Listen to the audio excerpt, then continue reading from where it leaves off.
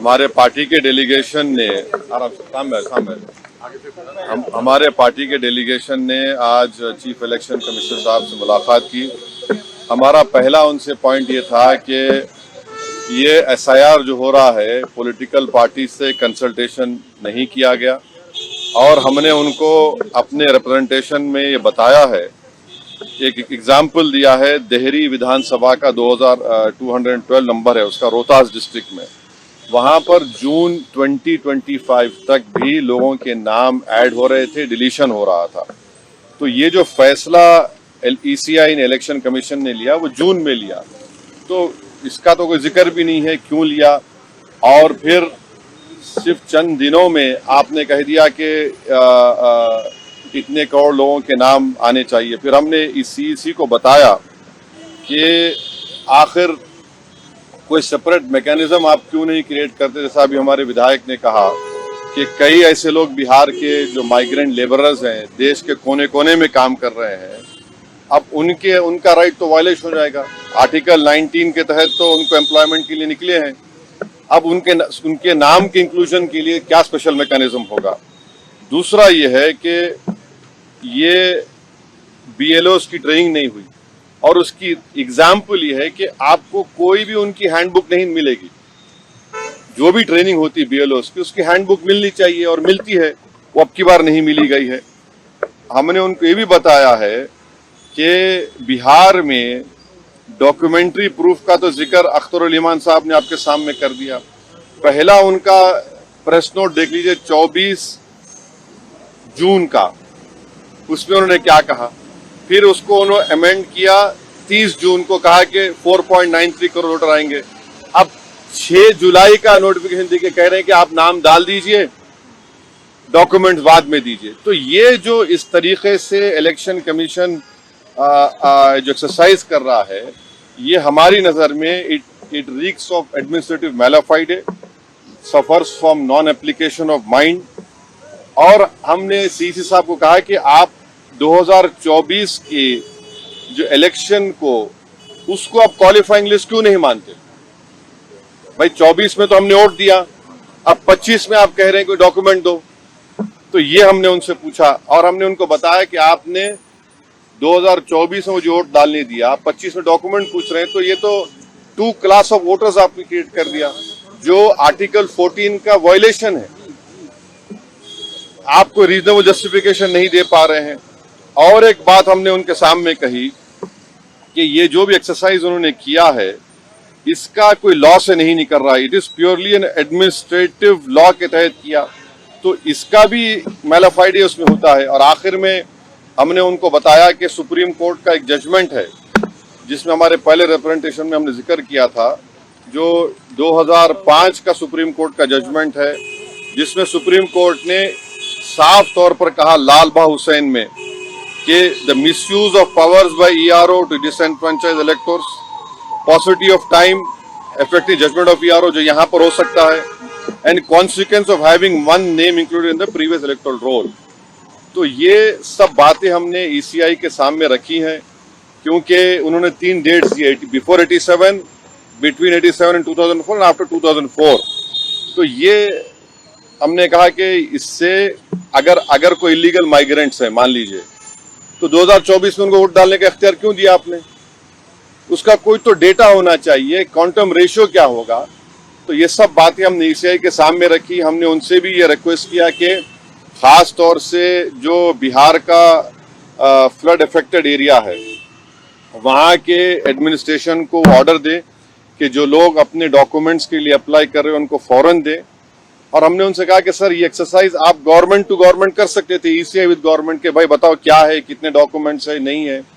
मगर major reason ये है, मेजर हमको जो लगता है कि जो बिहार के नौजवान बाहर हैं, चाहे मुंबई में हो, दिल्ली में हो, हरियाणा में हो, पंजाब में हो, हैदराबाद में हो, उनके लिए बड़ी दिक्कत पेश आएगी। और अगर नाम उनका नहीं आएगा तो फिर उनको वोट डालने का इख्तियार नहीं मिलेगा। और फिर ये जो एक्सरसाइज को इलेक्शन कमीशन खुद अपने उसमें नोटिफिकेशन में कह रहा है कि ईआरओ और ईआरओ सिटीजनशिप एक्ट 1955 में कॉम्पिटेंट अथॉरिटी को बोल सकता है। अब जिसका नाम नहीं आएगा वो तो अपना वोट भी खो देगा, उसकी लाइवलीहुड का भी उसको एक नुकसान हो जाएगा। तो ये सब बातें हमने उनके सामने रखी। बहुत देर तक हमारी मीटिंग हुई। उन्होंने अपनी बात को कहा, उन्होंने भी बताया हमको। अब ये हमारी आज की मीटिंग की ये वो माने मोटा मोटा ये जो हुआ। एक के बाद एक पहले मैडम को। विपक्षी पार्टियां जो दूसरी है वो सुप्रीम कोर्ट पहुंच गई है इसी मुद्दे को लेकर, कह रही कि एसआईआर जो है वो कहीं न कहीं इस वजह से भी किया जा रहा है ताकि बीजेपी को फायदा हो सके। अब हमारी पार्टी में भी हम बैठ के बात करेंगे और इस पर क्या फैसला लेंगे, मगर हमारा एक ही है कि आप इतने कम टाइम में एक्सरसाइज कैसे कर पाएंगे। बहुत टाइम कम है। एसआईआर में भाई जो लोग जो अपना एड्रेस चेंज कर लिए उनको क्यों आप पूछ रहे हैं बर्थ सर्टिफिकेट? माइग्रेशन होता है, अब क्या करेंगे वो लोग? मैं हैदराबाद में बैठा हूं, तेलंगाना के मुख्तलिफ गांव से हर मेरे ऑफिस को कभी 10 लोग कभी 20 लोग बिहार के आते हैं कि हम यहाँ पर लेबर हैं, बताओ हम क्या करना चाहिए। अब उनके पास पैसे भी नहीं है वापस जाने बिहार को। परेशानी वो होगी क्योंकि लॉ तो बोल रहा है कि उनको रहना पड़ेगा वहां पर। वो गए इसलिए कि बिहार में कुछ है ही नहीं, कोई सरकार ने उनका रोजगार का इंतजाम किया ही नहीं, तो मजबूरी उनकी है, बाहर बैठे हैं। तो ये सब प्रॉब्लम्स हमने ईसीआई के सामने रख के हमने कहा इसका तो आप सोल्यूशन निकालिए। चुनाव आयोग ने क्या भरोसा दिया आपको? काफी अब चुनाव आयोग खुद बोलेगा, मैं क्यों बोलूंगा चुनाव आयोग की तरफ से? क्योंकि वो तो अंदर से आप आश्वस्त नहीं आश्वस्त सवाल नहीं। देखिए हमने ये सब जो बातें आपके सामने रखी हैं, जो पॉइंट्स हमने सामने रखी उनके सामने जाके बोला हमने कि ये प्रैक्टिकल डिफिकल्टीज हैं, कैसा आप एक महीने के अंदर कैसा करेंगे। तो उन्होंने कहा कि नहीं हम लोग BLOs को रखे हैं, वॉलंटियर्स को रखे हैं।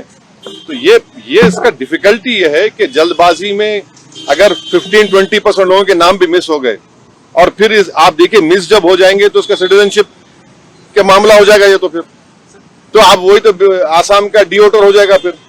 तो ये अप्रीहेंशन है, ये जेन्युइन अप्रीहेंशन है। सर बिहार कानून व्यवस्था को लेकर बांग्लादेशी रोहिंग्याओं को निकालने के लिए एसआईआर है। अरे देखिए फिर 2024 में किसको वोट डालने दिया आपने? 24 में आपने वोट दिया, मैंने वोट डाला बिहार में। हमारा देखिए एक सिनारियो विजुअलाइज करिए आप लोग। अगर कोई लोकसभा के चुनाव में 20,000 वोट से हार गया कोई, और अभी एसआईआर के बाद उसी के पार्लियामेंट सांसद में 20,000 कम हो गए, तो फिर वो क्या करेगा बेचारा? उसको राइट मिलना चाहिए, राइट तो रिकॉल तो हमारे पास नहीं है। तो इसीलिए हम कह रहे हैं हम एसआईआर के खिलाफ नहीं, आप टाइम दीजिए ना। विपक्ष कह रहा है कि जो विपक्ष के वोट हैं वो कटवाने की साजिश। देखिए सीमांचल की हद तक बीजेपी RSS बार बार ये भरम ये झूठ फैलाती है कि यहाँ पर बांग्लादेश के लोग आ गए हैं। कहाँ है बताओ हमको, एक तो बता दो। 71 में बांग्लादेश बना, जब वो लोग नहीं गए, इस सरजमीन को उन्होंने माना, वहां पर भारत की वॉर ऑफ इंडिपेंडेंस में हिस्सा लिया। बल्कि सीमांचल इलाके में अख्तर भाई बोलेंगे वहां पर तो इतना बैकवर्ड इलाका उस वक्त भी था, आज भी है कि लोगों को लाकर वहां पर कैदी बनाते थे। क्या अख्तर भाई? तो ये हमको इस बात का भी डर है कि जो बार बीजेपी RSS बोलती सीमांचल ऐसा हो रहा है, कहाँ है? पूरे भारत का सबसे अंडर डेवलप्ड एरिया अगर कोई होगा तो सीमांचल होगा। अब वहां पर जमीन कट जाती है। आपने सुना, आपने क्या कहा कि कई 2017 में कितने 8 गांव 7 पंचायतें गायब हो गई। अभी भी आप जाएंगे हर साल वहां पर हजारों एकड़ जमीन कट जाती है। तो ये चीज है। सर बिहार के कानून व्यवस्था को लेकर लगातार अब ये ECI के तक चुनाव आयोग ये कह रहा है कि 2002 में भी जब ये प्रक्रिया हुई थी 1 महीने का वक्त था। आप कह रहे हैं कि वक्त कम है, लेकिन उस दौरान ना पार्लियामेंट के इलेक्शन के लिए 1 साल का टाइम था।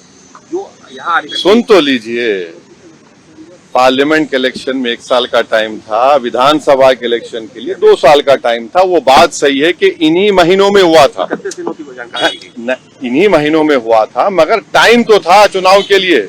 अगर आप चुनाव को सामने, अब आपको नवंबर में 4 महीने में चुनाव कराना है तो इसको भी तो सामने रखिए।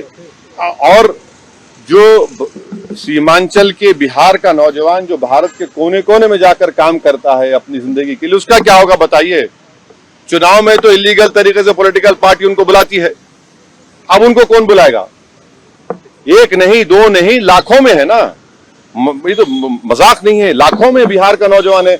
अख्तर भाई ने कहा कि 60-70% बिहार का सीमांचल का नौजवान तो मुख्तलिफ भारत के कोने कोने में काम कर रहा है, तो ये डिफिकल्टी है। ओके सर, कोर्ट को जाना नहीं जाना इसका भी हम फैसला कर लेंगे, बताएंगे आपको।